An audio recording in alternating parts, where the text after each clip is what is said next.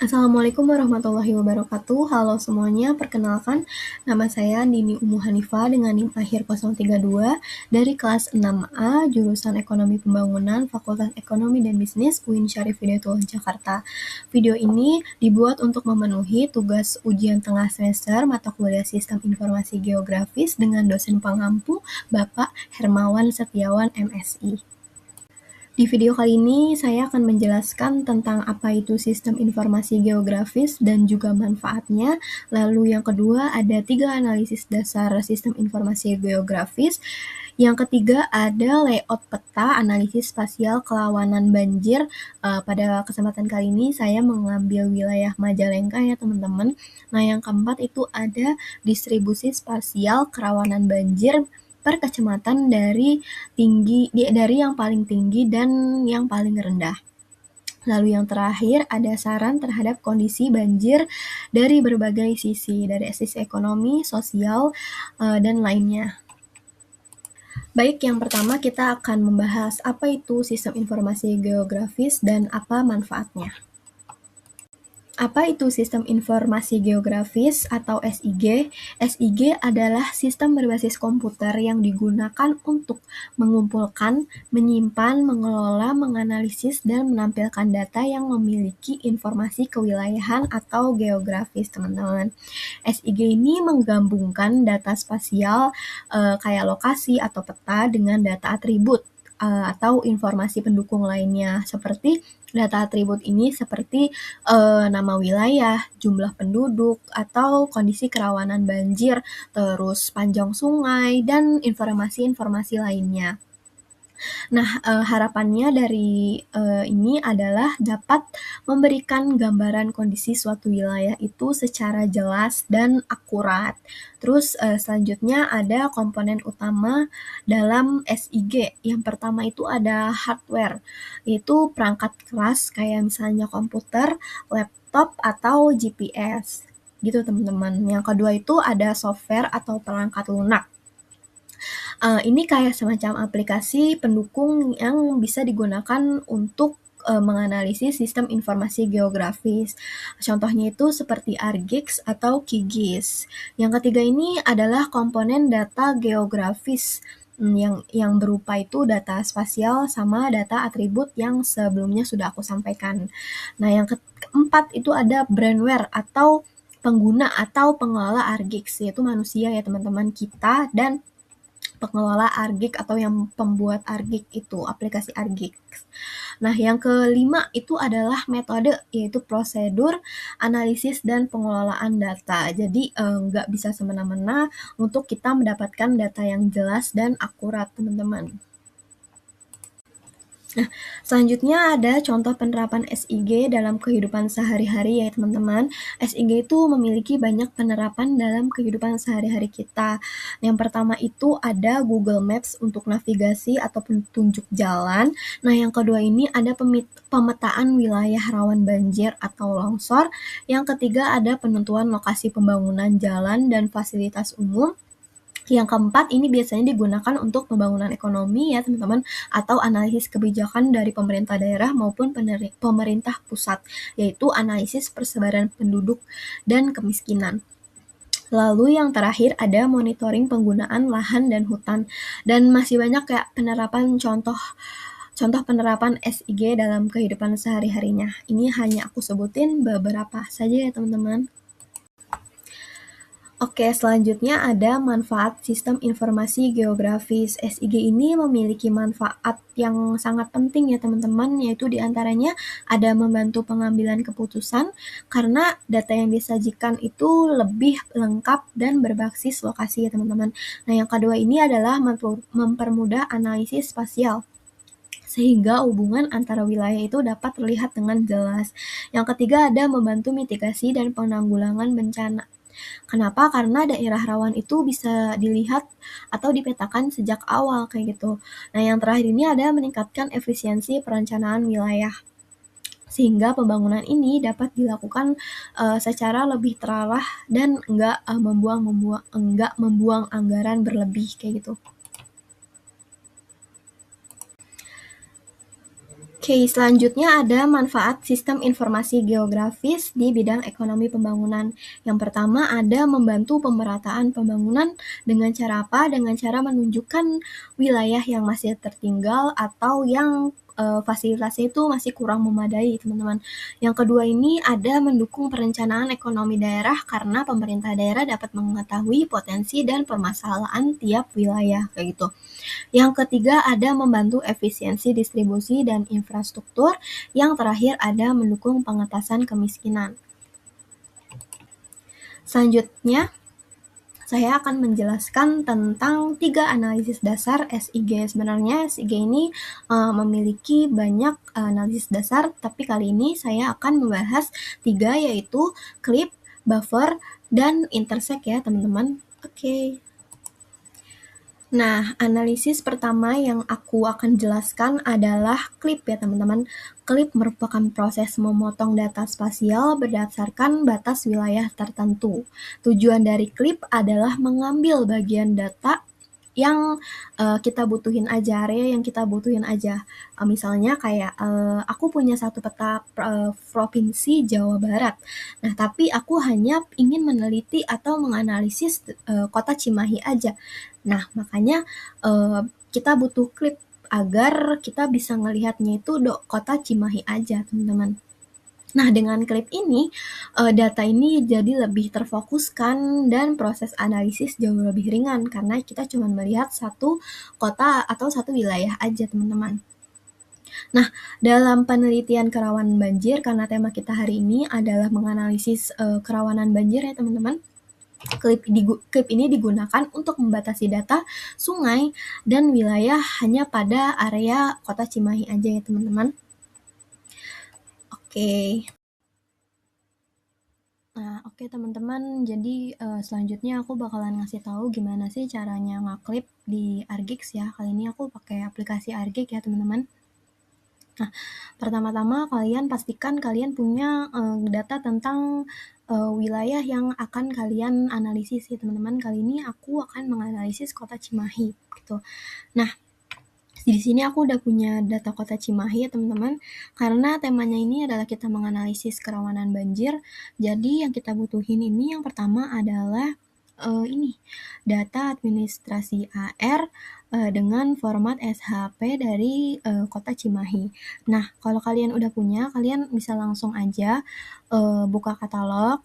Yang pertama ini katalog. Biasanya di sini ada di bagian insert ya, ya teman-teman, di sini nanti ada tulisan katalog pen kalau kalian belum ada di sebelah sininya. Nah, bisa kalian buka aja lalu ke komputer di sini karena aku nyimpan filenya di komputer ya teman-teman. Jadi langsung aku buka aja di komputer lalu cari folder di kota Cimahi, lalu di sini yang pertama aku ngambil data administrasi AR kota Cimahi ya teman-teman. Ini wilayah ya, wilayah administrasi gitu. Nah, langsung aja kalian tarik itu ke bawah di bagian konten ini di bawah map.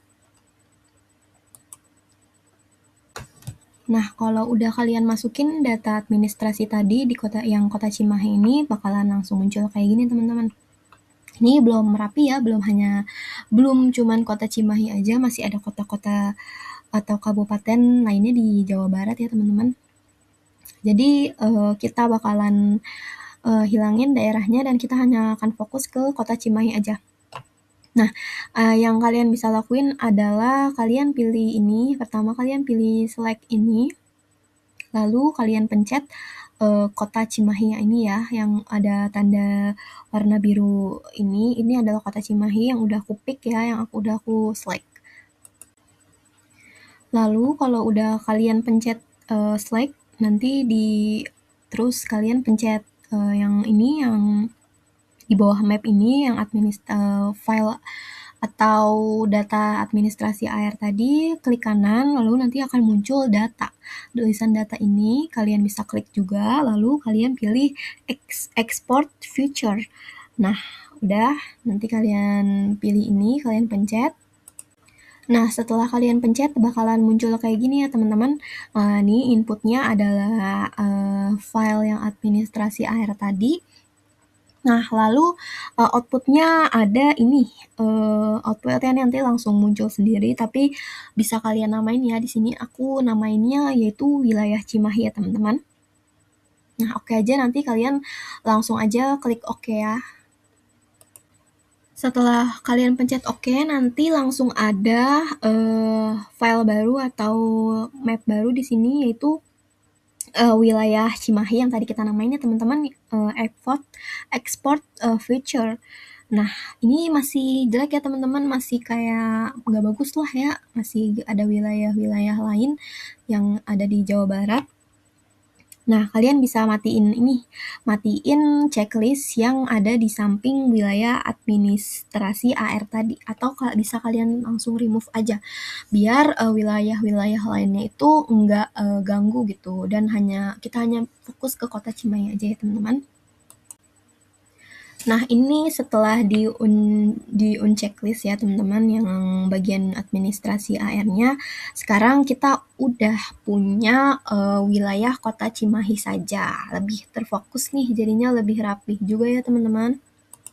Sekarang kita masuk ke step yang kedua, karena kita mau melihat kerawanan banjir ya, kerawanan banjir di kota Cimahi. Jadi file yang kita butuhkan selanjutnya adalah file atau data tentang sungai di kota Cimahi. Aku pakai ini ya, file yang biru yang aku dapet, yaitu sungai LN dengan format SHP juga. Nah, langsung aja nih kalian tarik ke bagian map sini ya teman-teman, di konten.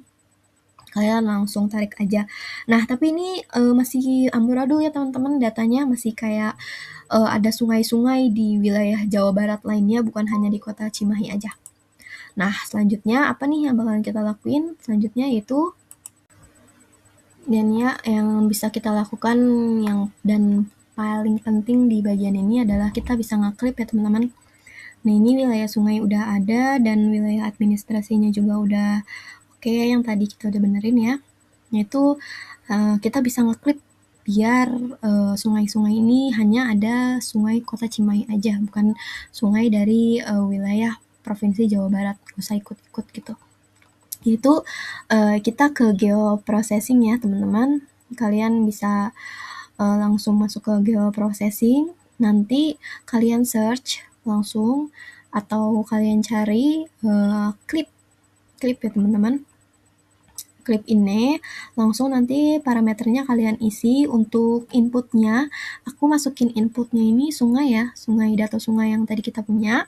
Lalu untuk clip future-nya yang mau kita clip, wilayahnya itu ada wilayah Cimahi yang tadi ya, yang paling baru, yang export future. Nah, udah aja. Ini untuk outputnya bisa kalian namain wilayah sungai kota Cimahi, atau terserah, yang penting kalian ngerti atau kalian paham gitu, inget gitu. Nah, setelah itu kalian bisa langsung tinggal pencet run aja. Nah, setelah kalian pencet run, itu bakalan langsung muncul ini output yang tadi kita minta ya, yaitu wilayah sungai Cimahi clip. Nah, itu adalah proses analisis dasar GIS, yaitu clip ya teman-teman. Jadi ini udah bagus datanya atau petanya, layoutnya ini. Udah hanya wilayah Cimahi dan sungai di kota Cimahi. Udah nggak ada wilayah-wilayah lain di Jawa Barat. Udah rapi nih datanya. Itu namanya proses clip ya teman-teman. Analisis yang pertama, dan selanjutnya kita lanjut ke analisis kedua, yaitu buffer. Analisis yang kedua yaitu analisis buffer. Analisis buffer ini merupakan analisis untuk membuat zona jarak tertentu dari suatu objek, misalnya kayak sungai, jalan, atau bangunan. Nah, dalam penelitian ini, yaitu penelitian tentang kerawanan banjir, buffer ini digunakan untuk mengetahui tingkat kerawanan banjir berdasarkan jarak wilayah terhadap sungai.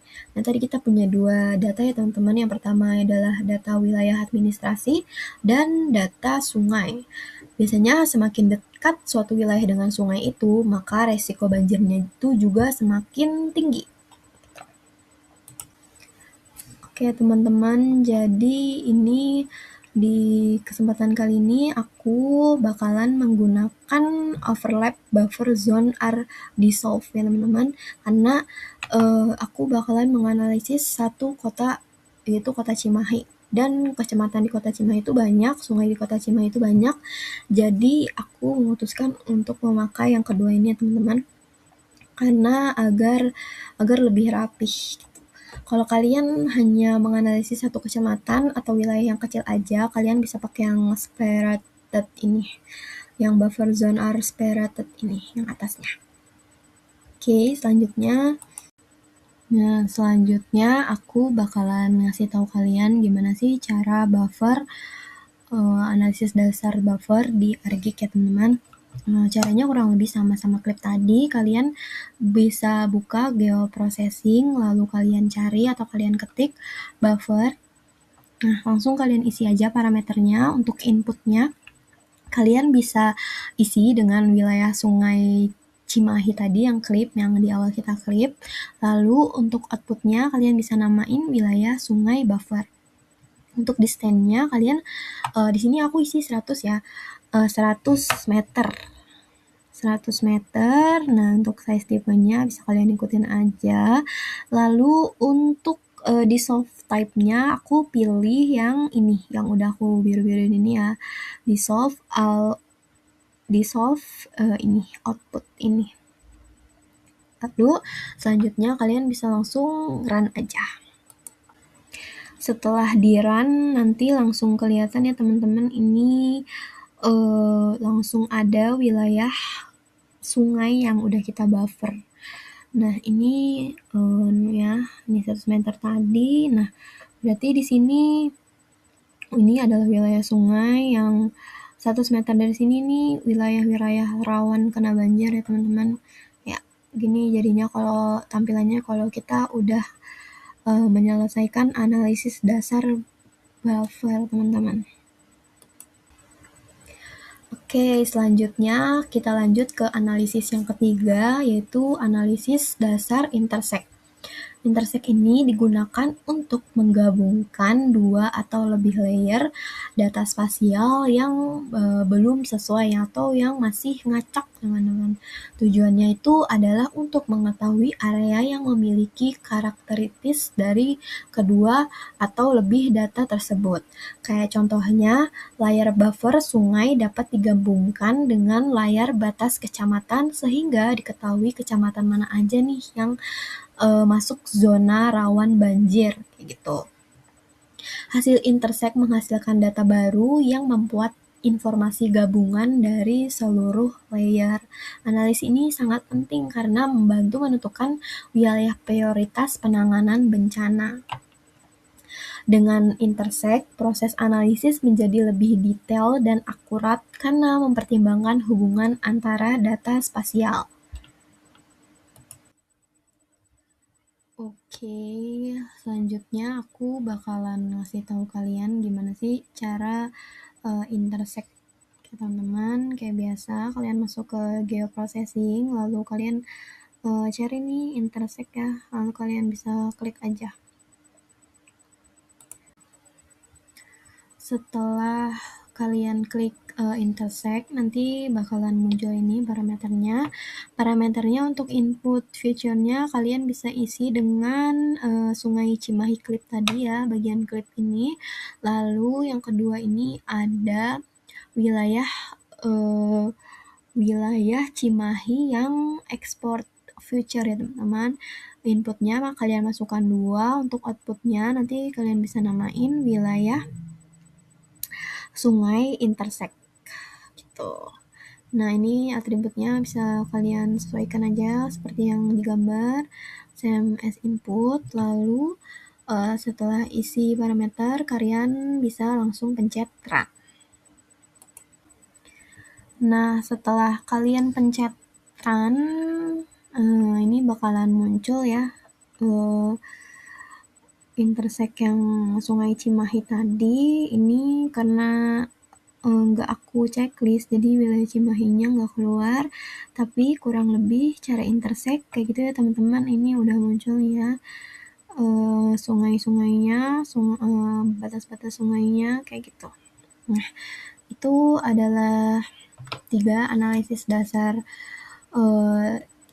sistem informasi geografis ya teman-teman di Argik, pakai aplikasi Argik yang bisa aku sampaikan. Kurang lebih 3 analisis dasarnya seperti itu. Oke, selanjutnya kita akan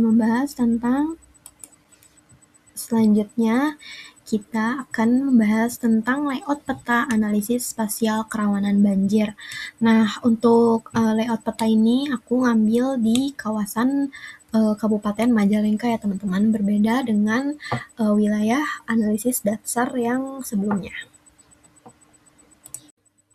Nah, ini ya teman-teman layout peta kerawanan banjir Kabupaten Majalengka. Nah, peta ini tuh dibuat menggunakan hasil analisis buffer terhadap sungai yang kemudian dikombinasikan dengan data wilayah administrasi kecamatan. Nah, dalam layout peta ini juga terlihat adanya klasifikasi tingkat kerawanan banjir mulai dari yang sangat rendah hingga yang sangat tinggi. Ini ada di legenda ya teman-teman. Nanti aku bakalan jelasin lebih detailnya di slide selanjutnya.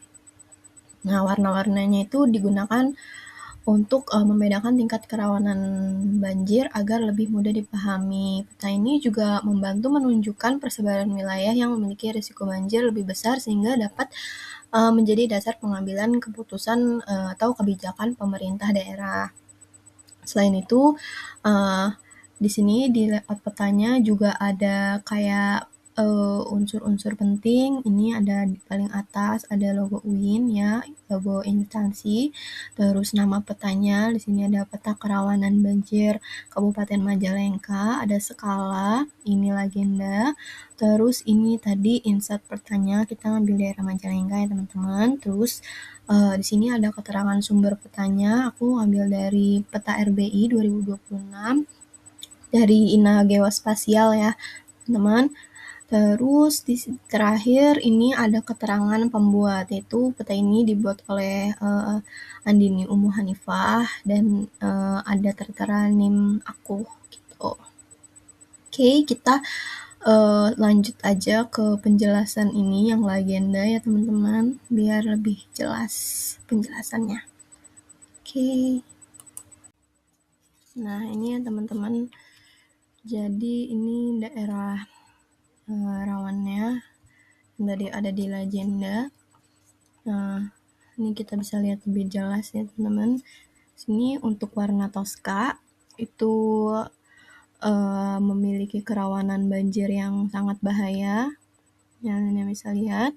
Terus yang paling banyak nih ya, paling banyak persebarannya yang terlihat itu adalah warna ungu dengan kerawanan banjir tingkatnya itu bahaya. Lalu ada yang pink. Kalau yang pink itu tingkatnya sedang.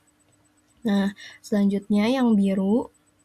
Yang biru itu tingkat kerawanan banjirnya rendah. Dan yang terakhir itu kuning dengan tingkat kerawanan banjir sangat rendah. Di sini untuk Kabupaten Majalengka lebih terlihat yang banyak itu yang ungu ya atau bahaya. Teman-teman bisa lihatnya di sini warna-warnanya menjelaskan tingkat kerawanan banjirnya seperti itu. Oke, pembahasan yang selanjutnya adalah distribusi spasial kerawanan banjir terhadap kecamatan yang terdampak, di mana kecamatan yang paling rawan banjir dan yang paling rendah kayak gitu. Oke, next ya. Oke, di sini pertama ada distribusi parsial wilayah kerawanan banjir Majalengka dengan tingkat sangat rendah. Ini hanya ada dua kecamatan aja ya di Kabupaten Majalengka dengan jarak wilayah kecamatan ke sungai itu lebih dari 1,2 km. Jadinya wilayah ini memiliki resiko banjir itu lebih kecil karena lokasi wilayahnya itu cukup jauh dengan aliran sungai utama. Nah, yang kedua ini ada distribusi parsial wilayah kerawanan banjir Majalengka dengan tingkat kerawanan banjirnya rendah. Ini ada 6 kecamatan ya teman-teman. Dengan radiusnya 0,8 sampai 1,2 kilometer gitu. Oke, selanjutnya.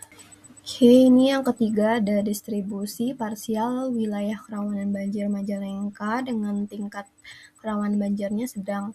Pada kategori sedang, wilayah yang berada pada jarak menengah dari sungai mulai memiliki risiko banjir yang lebih besar. Di sini ada Lembah Sugih, dan lain-lainnya nih ya teman-teman, Majalengka, Maja, Kertajati gitu. Nah, biasanya wilayah ini dapat terdampak ketika curah hujannya itu tinggi atau kapasitas sungainya itu udah nggak bisa menampung debit air. Nah, ini biasanya wilayah-wilayah tersebut ini terkena banjir kayak gitu. Karena itu daerah kategori sedang tetap memerlukan perhatian dalam pengelolaan drainase dan sistem mitigasi bencana banjir kayak gitu. Selanjutnya ada distribusi parsial wilayah kerawanan banjir Majalengka dengan tingkat kerawanan itu bahaya. Nah, pada kategori bahaya, wilayah yang dekat dengan sungai memiliki kemungkinan banjir yang cukup tinggi. Ini ada beberapa kecamatan ya, kurang lebih ada 26 kecamatan. Nah, ini apabila terjadi hujan yang deras dalam waktu yang cukup lama gitu, wilayah ini memiliki potensi mengalami genangan atau luapan air sungai gitu, banjir lah ya gitu. Karena itu daerah dengan kategori ini perlu diprioritaskan dalam pembangunan infrastruktur pengendali banjir kayak gitu. Dan yang terakhir ini ada distribusi parsial wilayah kerawanan banjir Majalengka dengan tingkat kerawanan banjir sangat bahaya. Nah, di kategori sangat bahaya ini wilayah ini itu sangat dekat dengan sungai, jadinya wilayah tersebut memiliki resiko yang tinggi gitu. Daerah ini tentu aja paling membutuhkan penanganan khusus baik dari mitigasi, tata ruang, maupun kesiapan masyarakat kayak gitu. Jika tidak ditangani dengan baik atau nggak ada persiapan yang baik, kerugian ekonomi dan sosial akibat banjir dapat meningkat kayak gitu. Oke, pembahasan selanjutnya adalah saran terhadap kondisi rawan banjir di kecamatan tersebut. Nah, ini ditinjau dari sisi kebijakan ekonomi, sosial, mitigasi bencana, dan lainnya ya teman-teman. Oke, kita next. Nah, yang pertama ini saran terhadap kondisi rawan banjir dari sisi mitigasi bencana. Pemerintah perlu meningkatkan upaya mitigasi bencana, terutama pada wilayah yang berada di dekat sungai dan termasuk zona rawan banjir atau wilayah yang berada pada tingkat sangat bahaya. Nah, beberapa langkah yang dapat dilakukan yaitu yang pertama adalah normalisasi sungai dan perbaikan drainase. Yang kedua ada pembuatan tanggul atau daerah resapan air. Yang ketiga ada penanaman pohon di daerah sekitar sungai untuk mengurangi erosi dan limpasan air. Nah, yang terakhir ada penyediaan jalur evakuasi dan titik pengungsian. Ini diperlukan apabila bencana banjir itu sudah terjadi gitu. Nah, selain itu masyarakat juga perlu diberikan edukasi mengenai kesiapsiagaan bencana agar lebih siap menghadapi banjir. Nah, saran yang kedua dari sisi kebijakan ekonomi, pemerintah daerah tuh perlu mengalokasikan anggaran yang lebih besar untuk pembangunan infrastruktur pengendali banjir kayak drainase, tanggul, dan perbaikan jalan. Wilayah rawan banjir juga perlu mendapatkan perhatian khusus dalam perencanaan pembangunan agar kerugian ekonomi masyarakat itu bisa ditekan. Nah, beberapa kebijakan ekonomi yang dapat dilakukan pemerintah, yang pertama ada bantuan ekonomi bagi masyarakat yang terdapat banjir, kedua itu pengembangan infrastruktur yang tahan banjir, yang ketiga ada dukungan bagi sektor usaha kecil yang terdapat bencana. Nah, yang terakhir itu ada pengaturan tata ruang agar pembangunan tidak dilakukan di sekitar sungai kayak gitu. Dengan kebijakan yang tepat, kerugian ekonomi akibat banjir dapat diminimalkan dan aktivitas ekonomi masyarakat itu bisa tetap berjalan dengan lancar. Nah, selanjutnya ada saran terhadap kondisi rawan banjir dari sisi sosial ya teman-teman. Masyarakat perlu meningkatkan kesadaran terhadap pentingnya menjaga lingkungan, kayak tidak membuang sampah sembarangan, apalagi buang sampah ke sungai, karena dapat menyebabkan penyumbatan aliran air kan. Nah, selain itu juga perlu adanya sosialisasi rutin mengenai bahaya banjir. Nah, yang kedua itu ada pembentukan kelompok siaga bencana di tingkat masyarakat. Yang ketiga ada kerjasama antara pemerintah dan masyarakat dalam menjaga kebersihan lingkungan. Apabila cuman pemerintah aja yang bekerja membangun infrastruktur, membuat drainase dan lainnya, tapi masyarakatnya tetap membuang sampah ke sungai, itu sama aja ya teman-teman. Itu resiko banjir itu bakalan tetap tinggi. Nah, makanya itu diperlukan kerjasama antara dua sisi, yaitu pemerintah dan masyarakat. Nah, apalagi partisipasi masyarakat itu sangat penting. Ini adalah kayak poin pertamanya, poin utamanya mencegah banjir itu dari masyarakatnya. Kayak gitu. Next. Nah, yang terakhir ada saran terhadap kondisi rawan banjir dari sisi lingkungan dan tata ruang. Pemerintah perlu memperhatikan penggunaan lahan di wilayah rawan banjir. Alih fungsi tanah hijau menjadi pemukiman atau bangunan harus dilakukan agar daerah resapan air itu tidak berkurang. Nah, saran lain itu adalah memperbanyak ruang terbuka hijau, melindungi kawasan resapan air, membatasi pembangunan di daerah sekitar sungai gitu. Pengelolaan lingkungan yang baik dapat membantu mengurangi intensitas banjir di masa yang akan datang. Oke, cukup sekian materi yang bisa saya sampaikan.